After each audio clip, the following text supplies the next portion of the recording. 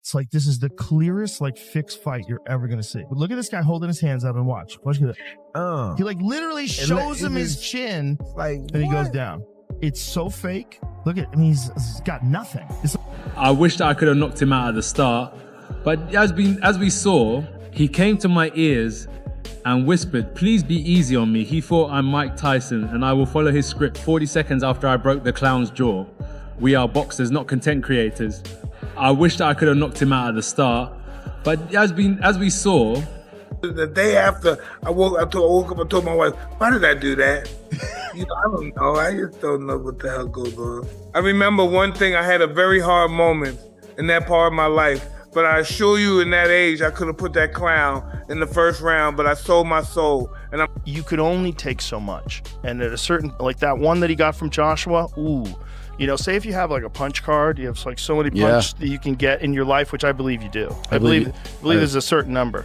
That one was like 10 bunches. Yeah. That was like, yeah. There was a lot of concussions. In that. Some people say this is just boxing and injuries happen and to move on.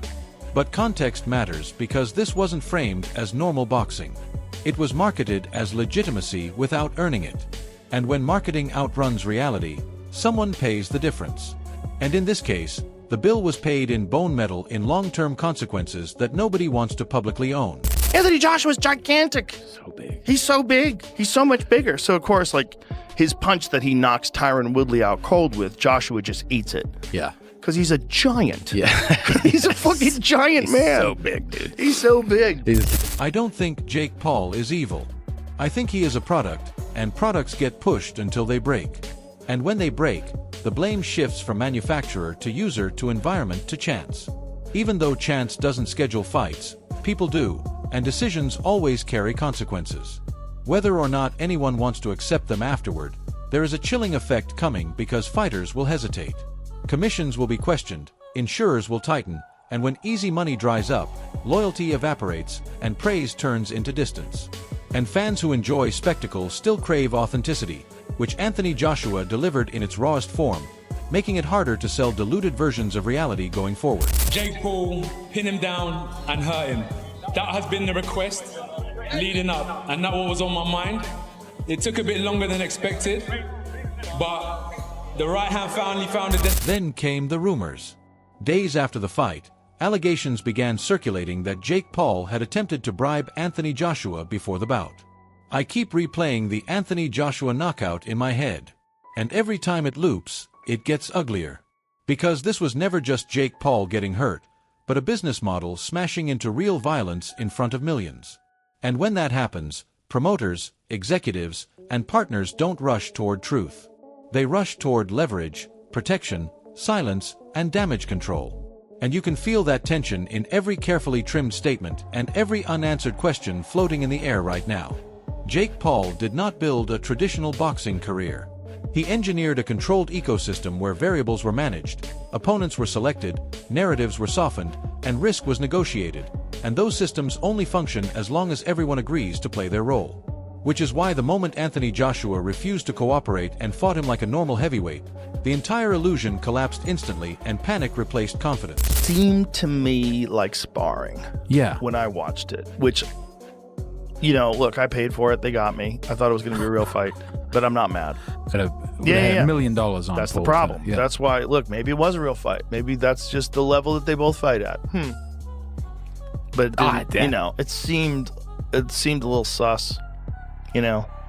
People keep calling it bravery. And sure, stepping into a ring with Anthony Joshua takes courage. But bravery without wisdom is a liability. And liability is something networks insure against while fighters absorb the damage. And that is why this whole situation feels wrong, because someone approved this matchup, fully understanding the gap, the danger, and the likely outcome. And approval always equals responsibility, even when nobody wants to claim it. What makes this unsettling is not just the injury but the precedent. Because once an influencer brand is allowed to test itself against elite heavyweight power, you cannot pretend the ceiling is unknown anymore. And every future crossover fight now exists in the shadow of Anthony Joshua's right hand, which strips promoters of plausible deniability in one violent, unforgettable moment. I mean, I never felt it was anything other than entertainment. I'm not surprised that it. I mean, Anthony Joshua could have knocked Jake Paul out anytime he wanted to. He didn't want to. So why didn't he? Because, well, when you're on a platform like Netflix that turns one-part episodes into a 6-part series, why would you think that part of their entertainment model is to have a 30-second fight? Why? You watch a Netflix series, you can watch it and you can go, well, I get the gist of it. Why have you got to turn it into 10 episodes? Because I'm dying with boredom after episode. Are you telling me that Netflix probably emphasised, listen guys, take this as long as you can? Anthony Joshua didn't step, irrespective, I sat to all these guys, whether it be Spencer or Paul Smith, talking about the fact that Jake Paul couldn't run, didn't have the footwork to be able to move around the ring. This fallout was predictable. Not the exact punch, but the consequences. Because boxing history is full of moments where entertainment pushed past common sense and paid for it. Later starting with jokes, then curiosity, then concern, and finally regret. And right now, the sport is sitting squarely between concern and regret, where stories begin to shift and timelines quietly get rewritten behind closed doors. I refuse to believe everyone involved was naive because these are professionals who understand force damage and risk curves, which means the gamble was intentional, and intentional gambles imply someone was expected to lose.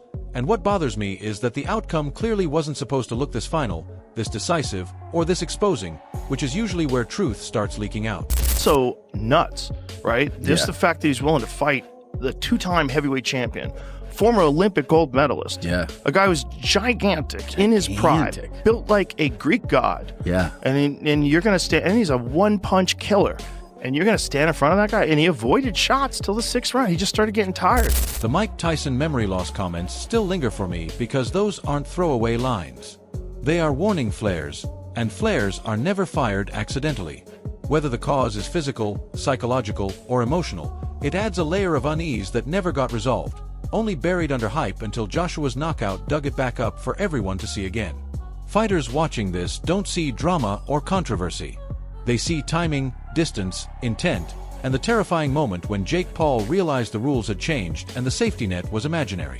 And imaginary safety nets are how careers end abruptly, which is why the reaction behind the scenes has been far colder and more serious than the public commentary suggests. I mean, I told everyone, though, that I would do better than Francis and that Francis kind of got no chin. So Francis low-key soft. You made it further than Francis.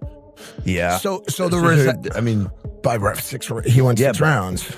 You know what that means. What? What we're witnessing now is reputation management in real time, because when clarity takes this long to emerge, it usually means narratives are being negotiated and aligned. And if everything were straightforward, answers would already exist. But instead, we're getting noise distractions and reframing, which only deepens suspicion and makes the entire situation feel layered, filtered, and uncomfortable.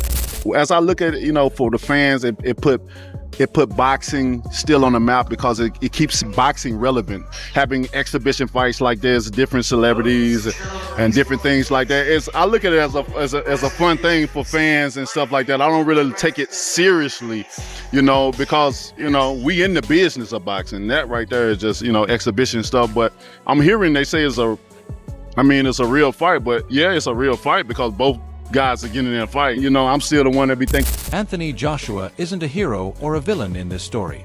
He is an accelerant because he didn't create the system. He exposed it faster than planned. And exposure is dangerous when control is the real currency, because control over opponents' narratives and outcomes is what kept the machine running. And Joshua took that control away with one punch.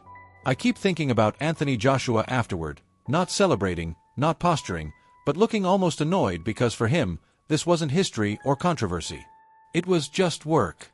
And that contrast matters because it exposes how far apart real fighters and manufactured stars actually lie mentally. And once that gap is visible, it can't be unseen by fans, promoters, or commissions. Jake Paul now carries something heavier than bruises because confidence after a moment like that becomes performative. And anyone who has watched combat sports long enough knows performative confidence gets people hurt, since the body remembers what the mouth tries to deny and fear. Doesn't need permission to surface when timing collapses. Promoters will never admit it publicly, but the math has changed because Anthony Joshua didn't just win a fight. He shattered a risk model. And when models break spreadsheets, they panic before microphones do, which is why meetings behind closed doors are probably louder than any press conference we've seen. Joe Rogan wasn't exaggerating when he talked about punch limits because fighters age differently than influencers, and elite heavyweights compress damage into moments that alter careers and lives. And once you've seen that power up close, you don't negotiate with it again. You respect it, or you walk away. Mike Tyson's involvement in this whole ecosystem now feels darker in hindsight. Because when legends start questioning their own decisions out loud, it's usually because something crossed an internal line.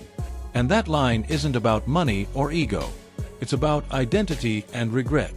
Fans pretending this is all fake are missing the most dangerous part because fake narratives collapse when real consequences appear, and the jaw plates, the memory gaps, and the visible fear afterward don't belong to scripted entertainment. They belong to a collision with reality. Anthony Joshua didn't humiliate Jake Paul. He educated him, and education in boxing is brutal because it arrives without cushioning. And when lessons come that fast, they don't leave room for gradual adjustment or protective spin.